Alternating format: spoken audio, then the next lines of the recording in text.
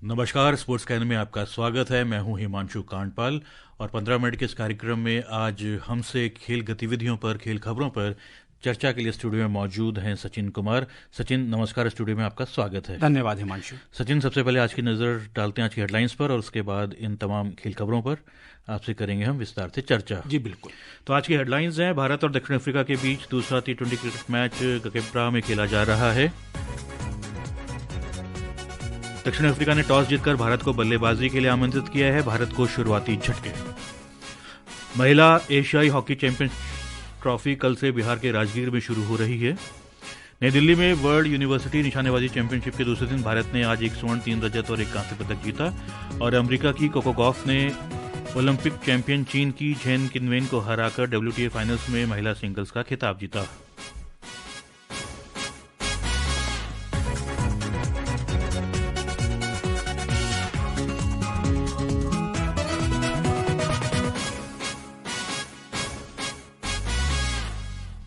भारत और दक्षिण अफ्रीका के बीच दूसरा T20 क्रिकेट मैच गगेब्रा में खेला जा रहा है। दक्षिण अफ्रीका ने टॉस जीतकर भारत को बल्लेबाजी के लिए आमंत्रित किया है। ताज़ा समाचार मिलने तक भारत ने 13वें ओवर में 5 विकेट पर 73 रन बना लिए थे और समय जो बल्लेबाज क्रीज पर है हार्दिक पांड्या 7 रन बनाकर खेल रहे हैं। उनका साथ देने अब से कुछ देर पहले रिंकू सिंह आए हैं और जो लास्ट विकेट जो भारत का गिरा था अक्षर पटेल के रूप में गिरा था, 27 रन उन्होंने खेले, 21 गेंदों का सामना किया और भारत को ये 5वां झटका लगा है। जो पहला मैच भारत ने जीता था, 1-0 की बढ़त बनाई थी 4 मैचों की श्रृंखला में, शुक्रवार को मेजबान टीम को 61 रन से उन्होंने हराया था। लगता है कि आज जो है दक्षिण अफ्रीका, खासतौर से जो गेंदबाज हैं, उन्होंने अपने कप्तान को टॉस जीतकर गेंदबाजी करने का जो फैसला है उस पर भरोसा विश्वास पर खरे भी उतरे हैं और पहली हार का बदला चुकता करने के लिए पूरी तरह से तैयार हैं। दोनों ही, मुझे लग रहा है आप जो बातें कह रहे हैं दोनों ही सही जा रही हैं जी। क्योंकि देखिए जो अभी तक का जो हाल है इस मैच का वो यही बताता है कि उनके गेंदबाज शुरू से ही हावी रहे और हमारी स्थिति ये रही है कि अगर मुश्किल से 120-125 रन भी बन जाएं इस मैच में तो बहुत बड़ी बात होगी। जी बिल्कुल। अगर पहले मैच की बात करें तो शतकवीर थे संजू सैमसन। उन्होंने लगातार 2 T20 मैचेस में शतक बनाने की उपलब्धि भी हासिल की थी, लेकिन इस बार उन्होंने निराश किया। 3 गेंदें उन्होंने खेली लेकिन खाता नहीं खोल सके। बस यही एक मुझे लगता है कि सबसे बड़ा अंतर आज पैदा हुआ है कि संजू सैमसन चले ही नहीं, वो खाता भी नहीं खोल सके अपना। 2 शतक के बाद 0 उनके बल्ले से आया। तो ये, और पहले मैच में भी हिमांशु ये देखने वाली बात थी कि ना शीर्ष क्रम ठीक से चला था जी बिल्कुल और ना मध्य क्रम रहा था। और अगर हम पिछले मैच की बात करें तो Tilak Varma second highest scorer थे, 33 रन उन्होंने बनाए थे, 20 रन का उन्होंने योगदान दिया है। और आज के मैच में अब तक अगर हम देखें तो सबसे ज्यादा 27 रन अक्षर पटेल के बल्ले से आए हैं।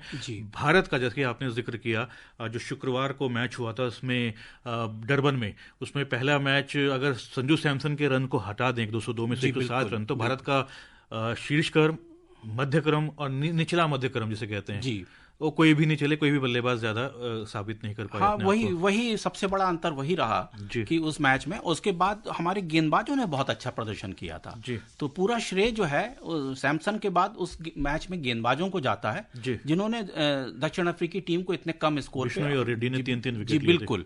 तो वो एक स्पिनर भी बहुत अच्छा खेले और हमारी तेज गेंदबाजों ने भी बहुत अच्छा प्रदर्शन किया, तो जिसकी वजह से वो हमें जो जीत हासिल हुई और लगातार भारत जो है अपनी जीत का क्रम जो एक बनाए चला आ रहा है उसको इस श्रृंखला में भी उसने कम से कम जीत के साथ शुरुआत करी। बहरहाल 13 ओवर समाप्त हो चुके हैं, 76 रन बोर्ड पर हैं, 5 विकेट भारत के जा चुके हैं। लास्ट रिकॉग्नाइज्ड जो बैट्समैन हैं हार्दिक पांड्या और रिंकू सिंह, ये दोनों क्रीज पर हैं। अगर यहाँ से जो 91 गेंदें भारत को अभी और खेलनी है, 42 गेंदें भारत को और अभी खेलनी है, 7 ओवर बचे हैं और इन 42 गेंदों में इन दोनों के ऊपर निर्भर करता है कि भारत क्या एक सम्मानजनक स्कोर तक पहुंच पाता है। बस वही है हिमांशु की अब देखिए कि अगर वहां की परिस्थितियां जिस तरीके से बन रही हैं तो जो भी बल्लेबाज अपने को तेजी से अगर रन बनाने की कोशिश कर रहा है तो वो आउट हो जा रहा है। तो ये भी एक चीज देखने वाली है कि अगर ये टिक के खेलते हैं तो ज्यादा गेंदें नहीं है और अगर उन गेंदों पर रन नहीं बने तो हमारा स्कोर उस समय उस स्थिति तक नहीं पहुंच सकता, जिसको हम कह सकते हैं कि हमने एक चुनौतीपूर्ण स्कोर उनको दिया, जिससे कि हमारे गेंदबाज उनको रोकने में सक्षम हो सके। बहरहाल स्ट्रेटेजिक टाइम आउट है 13 ओवर की समाप्ति के बाद 76 रन 5 विकेट के नुकसान पर। अब चलते हैं क्रिकेट ऑस्ट्रेलिया की तरफ। ऑस्ट्रेलिया ने भारत के साथ 5 क्रिकेट टेस्ट मैचों की श्रृंखला के पहले मैच के लिए 13 सदस्यीय टीम की घोषणा कर दी है। पहला मैच 22 नवंबर से पर्थ में खेला जाएगा। एक रिपोर्ट। फिलहाल ऑस्ट्रेलिया ने 5 टेस्ट मैचों की सीरीज के पहले मैच के लिए टीम का ऐलान किया है। उसने टीम में 2 नए खिलाड़ियों को मौका दिया है, जिनमें से एक का टेस्ट डेब्यू होना तय माना जा रहा है। नेथन मैक्सवेनी और जोश इंग्लिस को पहली बार टेस्ट टीम में शामिल किया गया है। 13 सदस्यीय टीम में ये दोनों ही नए चेहरे हैं। 25 साल के सलामी बल्लेबाज नेथन मैक्सवेनी ओपनिंग की रेस में सबसे आगे चल रहे थे। उनके चुने जाने की पूरी उम्मीद थी। उन्होंने इंडिया ए के खिलाफ 2 मैचों की गैर आधिकारिक टेस्ट श्रृंखला में दूसरे दावेदारों के मुकाबले कहीं अधिक बेहतर प्रदर्शन किया था। कप्तान पैट कमिंस, जोश हेजलवुड और मिशेल स्टार्क के साथ तेज गेंदबाजी की अगुवाई करेंगे, जबकि तेज गेंदबाजों में स्कॉट बॉलैंड टीम में जगह बना पाने में कामयाब रहे हैं। नेथन लियोन टीम में एकमात्र विशेषज्ञ स्पिन विकल्प हैं, जबकि मार्नस लबुशेन और ट्रेविस हेड जैसे खिलाड़ी स्पिन गेंदबाजी के विकल्प के रूप में मौजूद रहेंगे। एलेक्स कैरी विकेटकीपर होंगे। जोश इंग्लिस का चयन सिर्फ बैकअप विकेटकीपर के तौर पर नहीं, बल्कि रिजर्व बल्लेबाज के तौर पर किया गया है, क्योंकि उनकी दोहरी क्षमताएं उन्हें दूसरों से अलग बनाती हैं। Vinay Saxena, sports can. Match 22 नवंबर से पर्थ में। अब 13 सदस्यीय टीम की घोषणा कर दी गई है।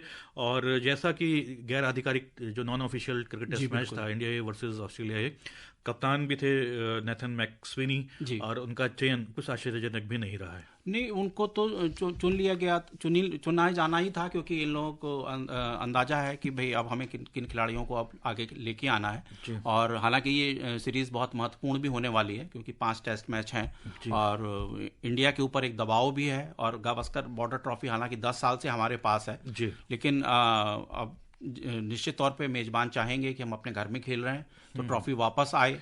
और हमारे ऊपर, हमने चूंकि 0-3 से एक श्रृंखला गंवाई है, बिल्कुल डबल प्रेशर हमारे ऊपर रहेगा कि न्यूजीलैंड के साथ हम क्लीन स्वीप हुए हैं। न्यूजीलैंड ने क्लीन स्वीप किया है 3-0 से, और दूसरा होम एडवांटेज रहेगा ऑस्ट्रेलिया के पास। हालांकि ऑस्ट्रेलिया और जो पाकिस्तान के बीच में अभी वनडे सीरीज हुई है, उसमें 2-1 से जीती है पाकिस्तान। 22 साल के बाद उन्होंने ये जीत हासिल करी है, उस पर भी हम आगे चर्चा करेंगे।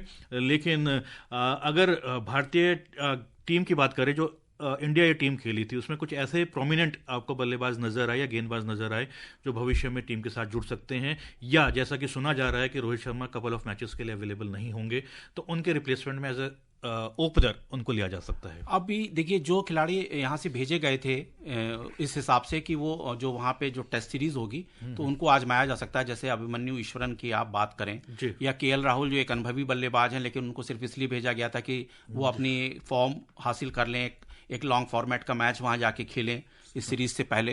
लेकिन साई सुदर्शन ने भी अच्छा प्रदर्शन किया, लेकिन इन दोनों ने देखिए बहुत कुछ अच्छा किया नहीं है और बहुत निराश किया है। लेकिन ध्रुव जुरेल ने जरूर वहां पे, कुछ विकेट कीपर बैट्समैन हैं, उन्होंने कुछ अच्छी पारियां खेली हैं, 68 रन बनाए थे। जी बिल्कुल, और उन पे निगाह रहेगी। और भी एक आध जैसे साई सुदर्शन का जैसे आपने जिक्र किया, प्रसिद्ध कृष्णा का जैसे एक नाम लिया जा सकता है जी। तो कुछ खिलाड़ी हैं जिन्होंने एक छाप छोड़ने की कोशिश करी है। बाकी ये सीरीज चूंकि बहुत महत्वपूर्ण है, बहुत कठिन होने वाली है, उनके ऑस्ट्रेलिया की परिस्थितियों में खेलना है और 5 टेस्ट खेले जाएंगे, तो निश्चित तौर पे भारत को कुछ ऐसे खिलाड़ियों की भी जरूरत पड़ेगी कि लंबी सीरीज में, जैसा हम सब जानते हैं कि फिटनेस की भी कुछ दिक्कतें आ सकती हैं, तो उस हिसाब से हमारे पास रिजर्व खिलाड़ियों का एक बेंच होना चाहिए। उधर पर्थ में तीसरे और अंतिम एक दिवसीय क्रिकेट मैच में पाकिस्तान ने मेजबान ऑस्ट्रेलिया को 8 विकेट से हराकर 3 मैचों की श्रृंखला 2-1 से जीत ली है। एक रिपोर्ट। पाकिस्तान ने आज पर्थ स्टेडियम में 23 ओवर शेष रहते 8 विकेट से जीत दर्ज करके मौजूदा विश्व चैंपियन ऑस्ट्रेलिया पर यादगार जीत दर्ज की और 22 साल बाद ऑस्ट्रेलिया में वनडे सीरीज जीत ली। इस जीत ने कप्तान के रूप में अपनी पहली सीरीज में मोहम्मद रिजवान के लिए एक विजयी शुरुआत का आगाज किया। पाकिस्तान के तेज गेंदबाजों ने वनडे सीरीज के दौरान ऑस्ट्रेलिया को परेशान करना जारी रखा और सीरीज के निर्णायक मैच में भी यही हुआ। पाकिस्तान ने टॉस जीतकर पहले गेंदबाजी करने का फैसला किया। इस मौके का पूरा फायदा उठाते हुए पाक तेज गेंदबाजों ने ऑस्ट्रेलिया की आधी टीम को सिर्फ 79 रन पर पवेलियन भेज दिया। इसके बाद पारी में 18 से अधिक ओवर शेष रहते हुए ऑस्ट्रेलिया टीम 140 रन पर सिमट गई। शाहीन शाह अफरीदी और नसीम शाह ने 3-3 विकेट लिए, जबकि फॉर्म में चल रहे हारिस राउफ ने 24 रन देकर 2 विकेट लिए। 141 रन के लक्ष्य के जवाब में पाकिस्तान के दोनों ओपनर सईम अयूब और अब्दुल्ला शफीक ने 84 रन की मजबूत शुरुआत दी। सईम ने 42 और शफीक ने 37 रन की पारी खेली। कप्तान मोहम्मद रिजवान ने नाबाद 30 और बाबर आजम ने 28 रन बनाए। दोनों के बीच नाबाद 58 रन की साझेदारी हुई। ऑस्ट्रेलिया के लिए दोनों विकेट लॉन्स मॉरिस ने लिए। Shakti Singh, sports scan. श्रीलंका और न्यूजीलैंड के बीच 2 मैचों की टी20 क्रिकेट श्रृंखला का पहला मैच श्रीलंका ने 4 विकेट से जीत लिया है। दाम्बुला में कल पहले मैच में टॉस जीतकर बल्लेबाजी करते हुए न्यूजीलैंड की टीम 20 ओवर में 135 रन पर आउट हो गई। जवाब में श्रीलंका ने 19 ओवर में 6 विकेट पर 140 रन बनाकर जीत हासिल कर ली। महिला एशियाई हॉकी चैंपियंस ट्रॉफी कल से बिहार के राजगीर में शुरू होगी। मुख्यमंत्री नीतीश कुमार कल शाम इस अंतर्राष्ट्रीय खेल आयोजन का उद्घाटन करेंगे, जिसमें भारत समेत 6 टीमें हिस्सा ले रही हैं। उद्घाटन मैच कल दोपहर 12:15 बजे जापान और कोरिया के बीच खेला जाएगा। पेश है एक रिपोर्ट। इस प्रतिष्ठित टूर्नामेंट में भारत सहित 6 एशियाई देशों की टीमें अपना दमखम दिखाएंगी। टूर्नामेंट का पहला मुकाबला भारत और मलेशिया के बीच खेला जाएगा। भारतीय महिला हॉकी टीम इस वर्ष पेरिस ओलंपिक के लिए क्वालिफाई करने में विफल रही थी। ऐसे में वो साल का अंत यादगार तरीके से करना चाहेगी। सलीमा टेटे के नेतृत्व में युवा प्रतिभाओं के साथ अनुभवी खिलाड़ियों की मिश्रित टीम है। हालांकि ये इतना आसान नहीं होगा, क्योंकि भारत को 5 अन्य देशों से कड़ी चुनौती का सामना करना पड़ेगा, जिसमें मौजूदा ओलंपिक रजत पदक विजेता चीन, जापान, कोरिया, मलेशिया और थाईलैंड शामिल हैं। टीम के कोच हरेंद्र सिंह का कहना है कि टीम पूरी तरह से तैयार है और हर मैच के लिए रणनीति बनाई जा चुकी है। खिलाड़ियों के साथ मैच की तैयारियों को लेकर विस्तार से चर्चा हुई है और टीम किसी भी चुनौती का सामना करने के लिए तैयार है। Vinay Saxena, sports scan. जो बिल्कुल 6 टीमें भाग लेंगी, इसमें भारत, चीन, जापान, मलेशिया, थाईलैंड और कोरिया हैं। और किस तरह का ये टूर्नामेंट देख रहे हैं, और खासतौर पर भारत नई कप्तान है सलीमा टेटे, और जो चुनौतियां एशियाई स्तर पर भारतीय टीम को मिलने वाली हैं। निश्चित तौर पे देखिए एक नई शुरुआत है, क्योंकि पेरिस ओलंपिक के लिए तो क्वालिफाई कर नहीं सकी टीम जी। तो अब उससे आगे बढ़ने का टाइम है भारतीय हॉकी टीम, महिला हॉकी टीम के सामने। हरेंद्र सिंह अब कोच हैं टीम के, और वो एक अनुभवी कोच रहे हैं। उन्होंने कई भारत की जूनियर टीम को भी कोच किया है, सीनियर टीम के साथ भी वो जुड़े रहे हैं। इस बार महिला टीम के साथ हैं, तो निश्चित तौर पे कुछ अच्छे परिणाम देखने को मिलेंगे। और अब ये भी जानने वाली बात है कि जब FIH प्रो हॉकी लीग हो रही थी, उसमें 16 मैच खेले भारतीय महिला हॉकी टीम ने, 13 गंवा दिए। तो जाहिर सी बात है कि अब वो सब चीज़ें बहुत खराब रहीं। अब उससे आगे जाना है, अगर आपको जो है अगले ओलंपिक के लिए क्वालिफाई करना है, तो टीम को यहीं से बनाने की जरूरत होगी। और ये खिताब जो है पिछली बार भारत ने अपनी ही धरती पे जीता था, तो उसके लिए ये भी चुनौती है कि हम इस खिताब को बरकरार रख सकें। और जैसा कि अभी जिक्र हुआ, इसमें चीन जैसी मजबूत टीमें भी हैं। चीन ओलंपिक का रजत पदक विजेता है, और चीन की जो विकेट कीपर है, उनको 2 दिन पहले ही अंतर्राष्ट्रीय हॉकी महासंघ का बेस्ट गोलकीपर महिला के वर्ग में उनको मिला है। 21 सेव्स उन्होंने किए थे पेरिस ओलंपिक्स में। हाँ, ये देखिए कितनी बड़ी बात है। और लेकिन एक अच्छी बात बस यही है कि मलेशिया के साथ हमारा पहला मुकाबला, जिसके खिलाफ हमारा बहुत मतलब एक तरीके से कह सकते हैं कि बहुत दबदबे वाला मामला रहा है। हमने उससे जो पिछले 3 मैच हैं वो काफी बड़े अंतर से जीते हैं। तो शुरुआत तो मुझे लगता है कि भारतीय महिला टीम एक अच्छी करने में सफल रहेगी। अब देखना यह है कि उसके आगे उसको किस तरह से वो बरकरार रखती है। टेबल टेनिस में भारत की सिंड्रेला डास ने इटली के लिग्नानो में WTT यूथ कंटेंडर में अंडर 15 गर्ल्स सिंगल्स का खिताब जीत लिया है। उन्होंने कल फाइनल में भारत की दिव्यांशी भौमिक को 3-2 से हराया। दिल्ली के उपराज्यपाल विनय कुमार सक्सेना ने आज नई दिल्ली के नेहरू स्टेडियम में 73वीं Akhil Bharatiya police athletics cluster championship का उद्घाटन किया। इस अवसर पर उपराज्यपाल ने खेल के माध्यम से देश को गौरवान्वित कर रहे पुलिसकर्मियों के प्रयासों की सराहना की। उन्होंने कहा कि देशवासियों की रुचि खेलों में बढ़ रही है और सरकार एथलीटों के लिए बुनियादी ढांचे में सुधार के लिए भी प्रतिबद्ध है।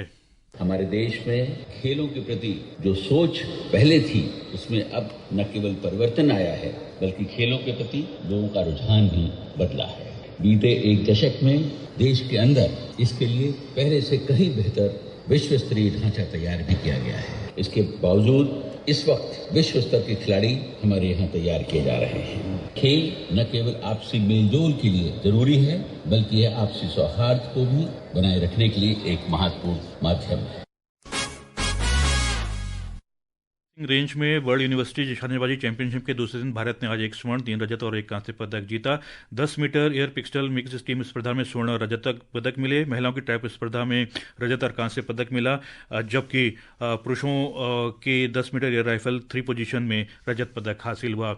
उधर अमेरिका की युवा टेनिस स्टार कोको गॉफ ने ओलंपिक चैंपियन चीन की झैंग किनवेन को हराकर पहली बार WTA फाइनल्स में महिला सिंगल्स खिताब जीता। 2014 में सेरेना विलियम्स के बाद ये खिताब जीतने वाली वे पहली अमेरिकी खिलाड़ी हैं। बहरहाल समय नहीं है, हम आगे खबरों को जारी रखें। श्रोताओं, आज हमने वरिष्ठ खेल पत्रकार सचिन को आमंत्रित किया था। सचिन, आपने समय निकाला, स्टूडियो में आए, इसके लिए आपका बहुत बहुत धन्यवाद। धन्यवाद हिमांशु। बहरहाल मुझे यानी कि हिमांशु कांडपाल और स्पोर्ट्स कैन की पूरी टीम को दीजिए अनुमति। नमस्कार।